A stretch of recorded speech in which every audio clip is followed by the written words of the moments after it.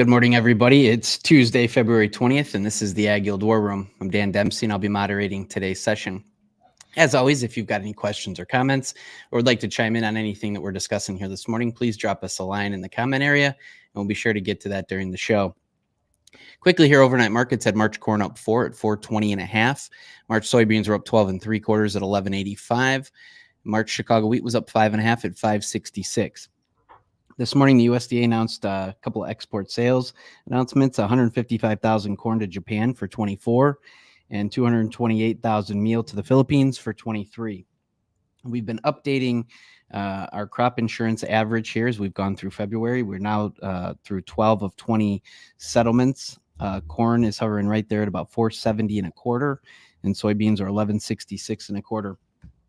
I hope everybody had a good weekend here, guys. I know yesterday we were visiting a little bit just in sort of looking at some flipping of the models for longer term weather for South America. Certainly nice to see some green across the board on the overnight market action here. So we'll start off with Dustin here this morning. Give us a quick rundown how we're going to start the week, and we'll take it from there. Yeah, thanks, Dan. Yeah, we're coming into a critical time still for second season crop, as where the focus is going to be for Brazil. We're still not that far through harvest, but we're already starting to kind of look out towards that planting window for second season crop. So central Brazil is expected to turn a lot warmer and drier over the longer run, is what the latest models are showing, and what our service is saying as well. So I think that's where a lot of the positive reaction came over the weekend. But it's being led by beans right now. It's interesting. It's actually kind of a low volume open for a 3-day weekend. It's actually really been kind of a dull response to a weather change so far. I think that when you look at funds just being, near record short for both corn and beans combined, when you look at the complex, and you're coming to this time of year where it's really goes against the seasonal. It could get interesting if there is a problem that develops for the safrinha crop. So something to watch, and I'm sure we'll be talking about it here in the morning war rooms over the next couple of weeks. If something starts to develop there, it's not a very good time of year as it is, and ultra short positions. So it could be interesting. We'll have to see. Yep. I would just add to that, I think that the last 20 cents of decline has really felt bad, especially when we looked at the long-term charts with those multiple highs at 440 that we struck between 14 and 19. But it does feel like there's been a purge going on. I think that the corn short is a very heavily subscribed to trade. And I think that's adding to that, and a flip in kind of fundamentals. We go from looking at balance sheets up until we get to planting seasons, and then we have to really reevaluate production prospects. And maybe in the early stages of that transition, it's still February, but I would definitely be concerned and interested, I guess would be a better term, is how do we react going to first notice day, which comes early next week. We have an options expiration this week. There's very little that's open below the 440 strike. So I think there's a lot of scoring positions that would have to be made, and probably a fairly large contingent of day traders that sell corn every day because they've made money doing it. So, Ben, have you looked at beans? Just briefly, it held pretty major long-term support. I think that coinciding with moving along with a pretty good harvest pace in South America, that maybe for the minute they've done enough damage. So I think both charts have some work to do to instill some confidence that maybe there's a little bit more ground that can be covered on the upside. I mean, when we break $2.50 in beans, it's a little bit easy to get excited when we rally 25, 30 off the lows. But humility, right? When we start putting crops in the ground, it takes a little bit of a different perspective. And a back and fill, on a grander scale, we have left some gaps, and versus the March, which would be $12.90 in beans, $12.40 to $12.50 in new crop beans, and in corn from like $3.70 to $3.68 versus the March. So, not unreasonable targets if people decide they get a little uncomfortable with their short. 470, right, Ben? 470. Yeah, 470. What did I say? 370, but Sorry. Yeah. A little more positivity there. Let's hope there's not a gap down there. Edit that out. And I think the problem with gaps are a lot of times the time frames in which they get filled don't meet up with people's needs. I think that was particularly the case here. But it would definitely be an area of interest if we could see that sort of rally. It would be, slightly above a 10% pop. And always think about where you're willing to engage on something. And I think that anywhere in that area starts to make a lot of sense. I'm surprised that March, May has not moved out more in corn yet, with really a week to go before first notice day comes. So I think that'll be interesting as well. Having lived through some places where people have been squeezed in spreads, you always kind of have that bird on your shoulder wondering, is everyone lined up for this and has it already been capitulated? And we won't know that until we get to that period. I do know that when we went from Dece to March, after the Goldman roll, we immediately moved that spread out like 3 cents further. And we haven't done that this time. So it could be, Ben, it could just be a lot of farmers are actually throwing in the towel, right? And selling it, not rolling it, right? Yeah, I think that's probable, especially when you look at the time of the year where people are having to come up with rent payments and inputs and things like that it just wore them down. So if that has happened and people are lined up for the spreads, we could get a little dicey in early March. That's a great point, Jace. I mean, I think anecdotally we've seen that through social media and just different rumblings through the industry that, this Ben alluded to it a little bit earlier, that last push down, squeezed the farmer pretty hard in sitting on such a large old crop position, Yeah, right. Well, if a massive amount of farmers rolled basis contracts or pricing later contracts from December to March, that was still a bad long, right? Sitting in the market, right? We had a failed first notice day rally off that low. We had a little bit of a bounce, and then it's basically failed since then. This time around, if we're cleaning up that bad long by farmers just pricing it, I think it's a little bit of a different story. The structure of the market's a little less weighted, or maybe I should say more weighted on one side, right? With funds being super long and farmers giving up and throwing on the towel, actually pricing that corn.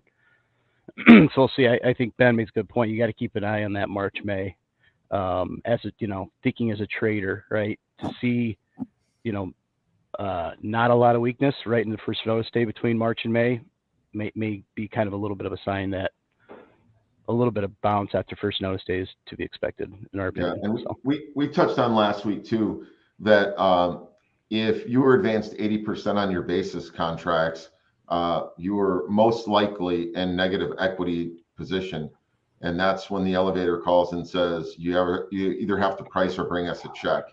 Some people will not allow you to bring a check in, and it really becomes a frustrating experience for everyone because you wind up becoming a banker at the commercial location.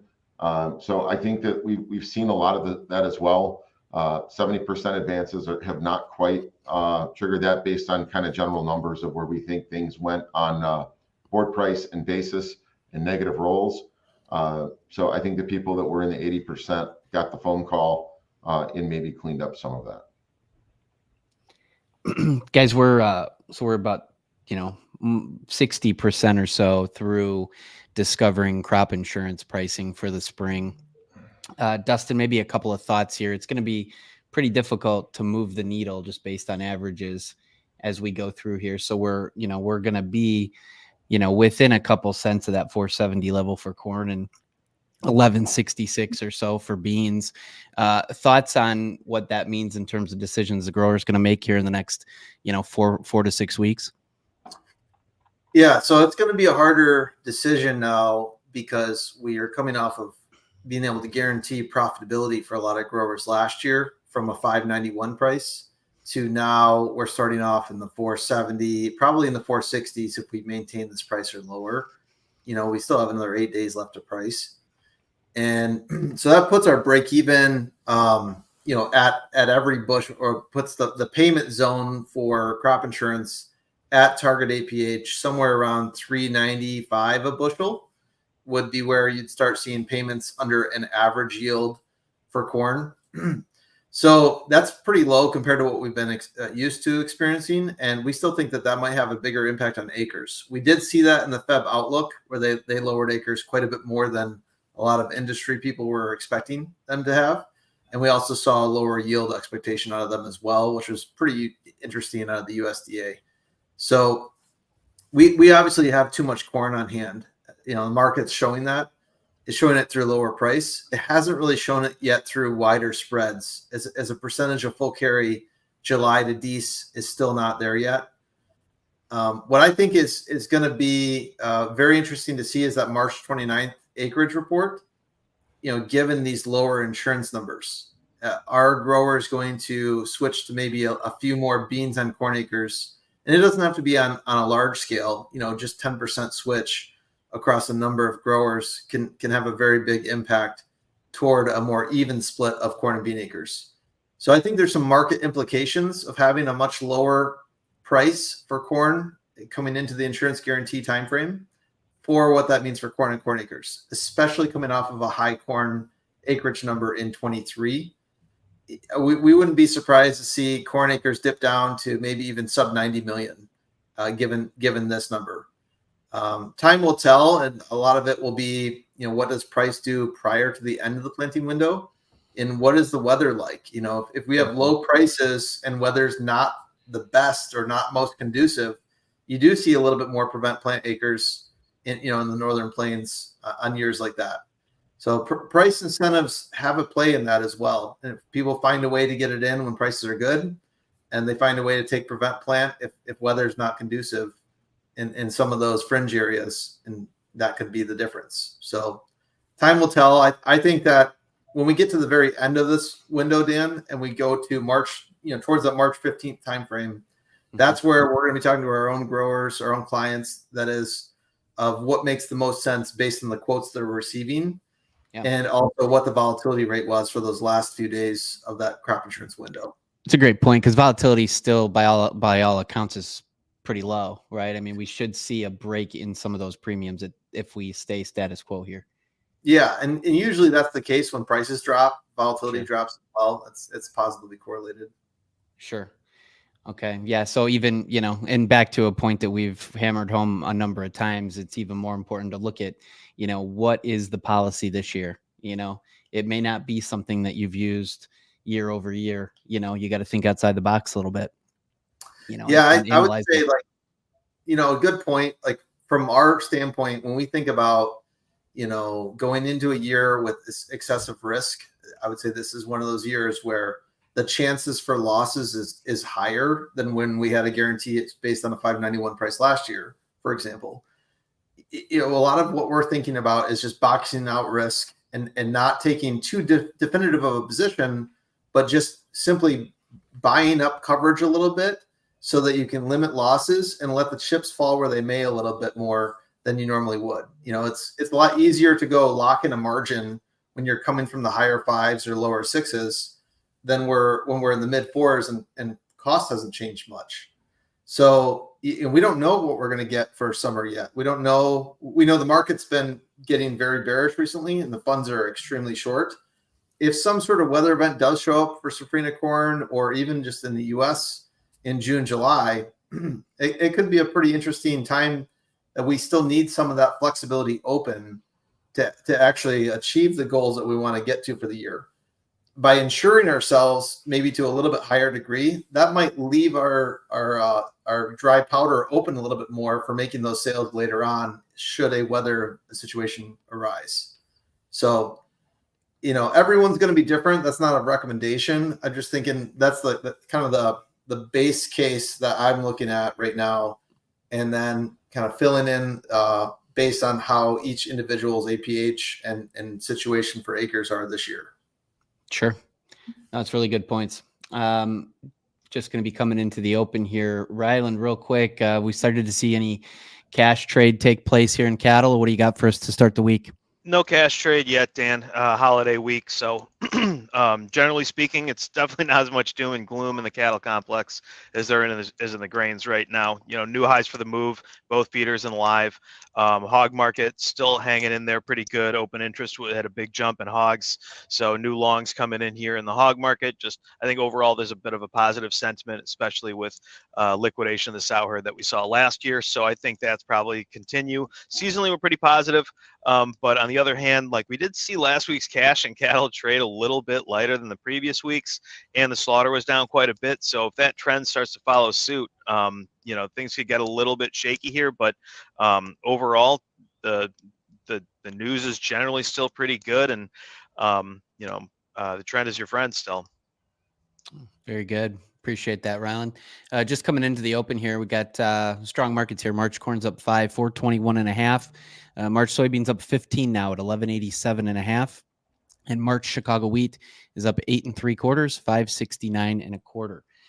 We are streaming live every day on X, Facebook Live, and YouTube Live every day that the markets are open, 8:15 Central Standard Time.